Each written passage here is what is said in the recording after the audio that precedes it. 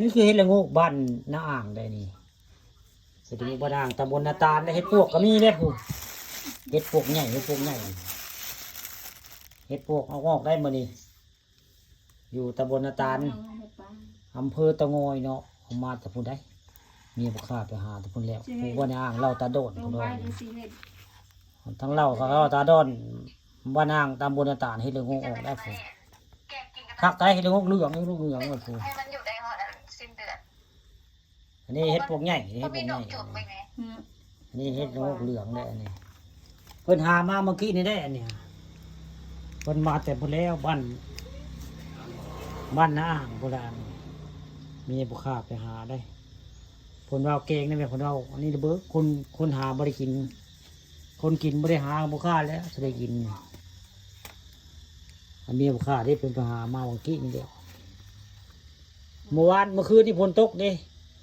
เพิ่นว่าสงสัยเฮ็ดสิออกฝนตก2 มื้อซ้อนเนาะฝนตก2 มื้อซ้อนเลยมื้อนี้เพิ่นไปหาไปแต่เช้าไปได้อันป้าเพิ่นโทรมาว่าอันนางสุไปบอกไปแล้วบ่ข่าวว่าประสวยโทรมาประสวยไปตามหลังเลยคาดว่าสิได้นำกันประสวยเราได้อยู่เบยบอกประสวยก็ได้อยู่เนาะประสวยก็ไปเดียวแล้วแสดงคนไปหลายเนาะบ่เนาะโอ้มีบ่ข่าวคนไปหลายปานล้านเองอยู่เนาะคนหลายมื้อนี้คิดว่าสิได้พอเกมของสมันอยู่อันนี้อันเป็นเงินเป็นปลูแบบนี้ก็มีได้นี่เพิ่นยังออกบุคักไว้ไงนี่เฮ็ดเพาะก็มีได้เฮ็ดเพาะอยู่ใต้อยู่นะเฮ็ดเพาะก็มีแต่บุค่า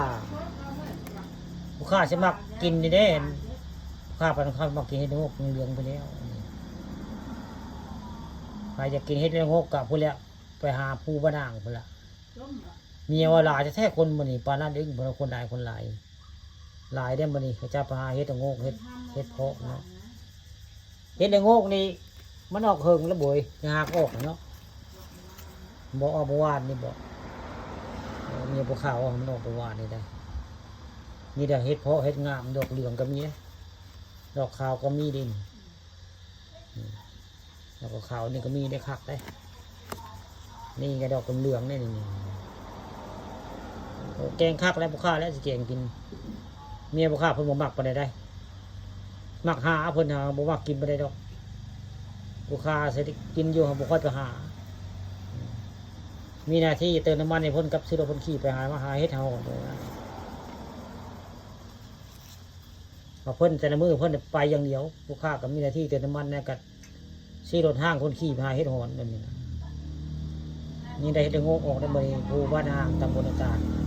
ๆเหล่าตาโดดเมียเว้าได้พูดละเหล่าตาโดดอยู่ไสบ่จักบ่ว่าก็ได้ผู้บ้านห้างบ่ตำบลต่างๆเพิ่นน่ะเฮ็ดละโงกออกเบิดบ่มื้อนี้โอ้บ่ได้ไปหาทางงานวัดครูเบียนบ่